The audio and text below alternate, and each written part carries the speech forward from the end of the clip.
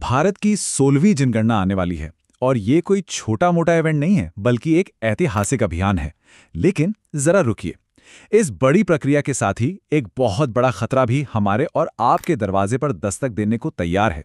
हम बात कर रहे हैं साइबर फ्रॉड और उन जालसाजों की जो जनगणना कर्मियों का भेष बदलकर सीधे आपके घरों तक पहुंचने की फिराक में हैं। आज के इस विश्लेषण में हम जानेंगे कि आखिर ये खतरे क्या हैं और सबसे जरूरी बात, हम इनसे खुद को कैसे सुरक्षित रख सकते हैं। अब जरा स्क्रीन पर दिख रहे इस नंबर पर गौर कीजिए, 22,495 करोड़ रुपए। जी हां, आपने बिल्कुल सही सुना। ये कोई मामूली रकम नहीं है। इतना पैसा तो कई छोटे देशों की पूरी अर्थव्यवस्था भी नहीं होती। ये वो भारी भरकम नुकसान है जो हमारे देश ने सिर्फ साल 2025 में साइबर फ्रॉड की वजह से झेला है। और चौंकाने वाली बात यह है कि इस एक साल में 28 लाख से ज्यादा धोखाधड़ी के मामले सामने आए। अब खुद सोचिए, जब पूरे देश में जनगणना का इतना बड़ा काम शुरू होगा तो ये घोटालेबाज कितने ज्यादा एक्टिव हो जाएंगे। और ये डेटा बहुत ही शानदार तरीके से दर्शाता है कि इस समस्या का पैमाना आखिर कितना विशाल है। 2025 में हर 5 में से 3 भारतीयों ने किसी न किसी रूप में इन स्कैम्स का सामना किया है। इसका सीधा सा मतलब ये है कि हमारी आबादी का एक बहुत बड़ा हिस्सा पहले से ही इन जालसाजों के रडार पर है। और अब ये जनगणना इन अपराधियों को ठगी का एक बिल्कुल नया और बहुत बड़ा बहाना देने वाली है। अक्सर हमें लगता है कि अगर गलती से पैसे कट भी गए तो बैंक से वापस मिल ही जाएंगे, है ना? लेकिन कड़वी सच्चाई कुछ और ही है। डेटा बताता है कि धोखाधड़ी के शिकार हुए लोगों में से केवल 1/3 को ही उनका पैसा वापस मिल पाया। बाकी लोगों की जीवन भर की गाढ़ी कमाई पल भर में हवा हो गई। इसीलिए इन खतरों से निपटने के लिए एक ही रास्ता है, नुकसान होने से पहले ही सतर्क हो जाना। तो चलिए, इस विश्लेषण में हम 4 अहम बातों पर नजर डालेंगे। 2026 की जनगणना का असल खतरा क्या है, इससे जुड़े 6 बड़े स्कैम्स कौन से हैं, असली कर्मियों की पहचान कैसे करनी है और सबसे जरूरी, सुरक्षा के 4 पक्के नियम क्या हैं। तो शुरुआत करते हैं हमारे पहले हिस्से से, 2026 की जनगणना का खतरा, इसकी असल समय सीमा और सच्चाई क्या है। देखिए, सबसे पहला और मजबूत बचाव है इसकी टाइमलाइन को समझना। जनगणना शुरू होने से ठीक 15 दिन पहले एक ऑनलाइन सेल्फ एन्यूमरेशन पोर्टल खुलेगा। इसके बाद अप्रैल से सितंबर 2026 तक पहला चरण चलेगा जिसमें मकानों की सूची बनेगी। और फिर फरवरी 2027 में दूसरा चरण होगा जो मुख्य जनसंख्या गणना का होगा। इन तारीखों को बिल्कुल दिमाग में बैठा लीजिए ताकि अगर बेमौसम कोई आपके घर आकर जनगणना का बहाना बनाए तो आप तुरंत समझ जाएं कि दाल में कुछ काला है। अब ये जो सेल्फ एन्यूमरेशन है ना, ये इस बार की एक बिल्कुल नई और कमाल की सुविधा है। इसका मतलब है कि आप घर बैठे ऑनलाइन खुद अपनी जानकारी भर सकते हैं। जैसे ही आप इसे पूरा करेंगे, आपको एक 11 अंकों की आईडी मिल जाएगी। इसका फायदा क्या है?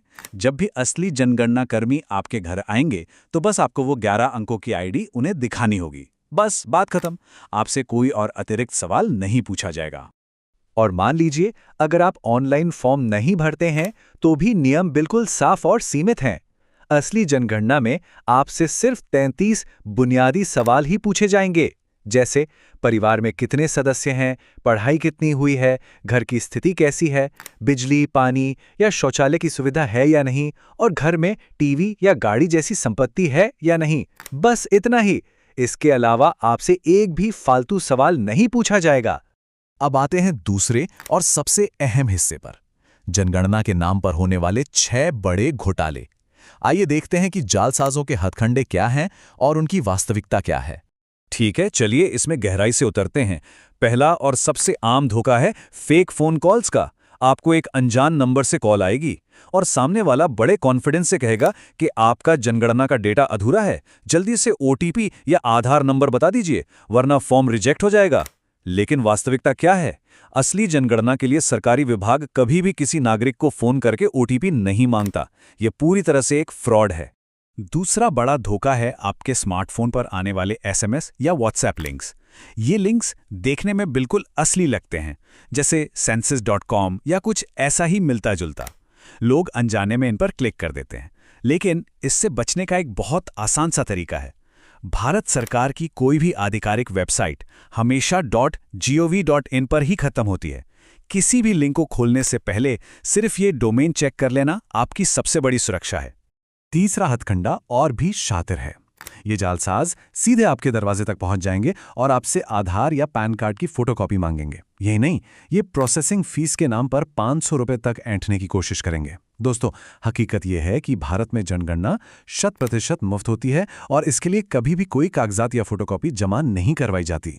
चौथा खतरा सीधा तकनीक के दुरुपयोग से जुड़ा है। दरवाजे पर आया व्यक्ति आपसे कह सकता है कि सर, जानकारी दर्ज करने के लिए ये हमारा खास जनगणना ऐप डाउनलोड कर लीजिए। लेकिन भूल कर भी ऐसा मत कीजिएगा। ये कोई सरकारी ऐप नहीं बल्कि खतरनाक मैलवेयर होते हैं। जैसे ही आप इन्हें इंस्टॉल करते हैं, ये पलक झपकते ही आपके स्मार्टफोन का कंट्रोल ले लेते हैं और आपका बैंक अकाउंट पूरा खाली कर सकते हैं। पांचवा स्कैम सीधे आपके पैसों पर डाका डालता है। फॉर्म भरवाते भरवाते ये ठग बड़ी चालाकी से आपका bank account number, credit card details या फिर यूपीआई पिन मांग लेंगे। इस बात को तो एकदम गांठ बांध लीजिए, आपकी वित्तीय जानकारी असली जनगणना के दायरे से पूरी तरह बाहर है। कोई भी सरकारी कर्मी कभी भी आपसे बैंक या कार्ड के डिटेल्स नहीं पूछेगा। और आखिरी यानी छठा हथकंडा है डराना धमकाना। ये जालसाज लोगों को धमकियां देते हैं कि अगर जानकारी नहीं दी तो सीधा जेल होगी या फिर 5 से 10 हजार रुपए का जुर्माना लगेगा। आम लोग अक्सर डर के मारे सब कुछ बता देते हैं। इस झूठ का पर्दाफाश करना बहुत जरूरी है।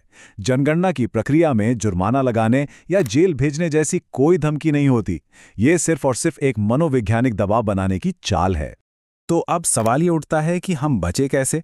चलिए तीसरे हिस्से की तरफ बढ़ते हैं। असली जनगणना कर्मियों की पहचान कैसे करें? तो सबसे महत्वपूर्ण बिंदु ये है कि एक असली सरकारी कर्मी को पहचानने के कुछ बहुत ही साफ और स्पष्ट तरीके हैं। उनके पास एक प्रॉपर सरकारी आईडी होगी जिस पर सरकारी मोहर, उनकी फोटो, नाम और एक्सपायरी डेट साफ साफ लिखी होगी। उनके पास आधिकारिक सरकारी ऐप वाला डिवाइस और एक सरकारी बैग भी होगा। लेकिन जो सबसे बड़ा नियम है वो है समय का। जनगणना का काम केवल सुबह 9 बजे से रात 9 बजे के बीच ही होता है।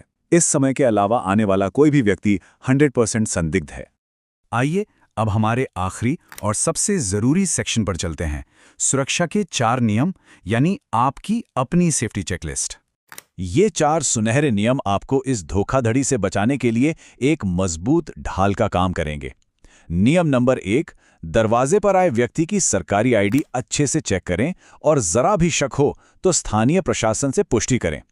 नियम नंबर 2, जानकारी के लिए केवल आधिकारिक वेबसाइट census.gov.in पर जाएं, एसएमएस पर आए अनजान लिंक्स को सीधा डिलीट कर दें।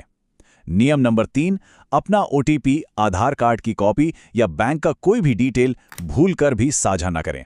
और नियम नंबर 4, अगर आपको कुछ भी संदिग्ध लगे तो तुरंत उसकी रिपोर्ट करें। अब मान लीजिए आपको कुछ गड़बड़ लगती है तो शिकायत कहाँ करें? ये वो जरूरी नंबर हैं जो तुरंत आपके फोन में सेव होने चाहिए। साइबर क्राइम से जुड़ी किसी भी घटना के लिए हेल्पलाइन नंबर 1930 पर कॉल करें। इमरजेंसी पुलिस हेल्प के लिए 1112 डायल करें। इसके अलावा आप राष्ट्रीय साइबर पोर्टल cybercrime.gov.in पर जाकर भी ऑनलाइन अपनी शिकायत दर्ज करा सकते हैं। याद रखिए, आपकी तुरंत की गई कार्रवाई आपको बड़े नुकसान से बचा सकती है। देखिए, ये जानकारी सिर्फ अपने तक सीमित नहीं रखनी है। जालसाज अक्सर उन लोगों को अपना शिकार बनाते हैं जो थोड़े कम जागरूक होते हैं, जैसे हमारे घर के या पड़ोस के बुजुर्ग या फिर कम पढ़े लिखे लोग। जब भी आपके मोहल्ले में जनगणना कर्मी ऐसे लोगों के पास आएं, तो कोशिश करें कि आप उनके साथ खड़े रहें, उन्हें अकेला ना छोड़ें। आपकी थोड़ी सी जागरूकता किसी की जीवन भर की पूंजी बचा सकती है। कहा जाता है कि जागरूकता से ही समाज की असल रक्षा होती है। सही जानकारी का प्रसार ही हमारा सबसे बड़ा हथियार है। अब ये जानकारी आपके पास है, लेकिन ये यहीं तक सीमित नहीं रहनी चाहिए। तो जाते जाते बस एक ही सवाल है, इस जानकारी को साझा करके आज आप किसकी सुरक्षा करने वाले हैं?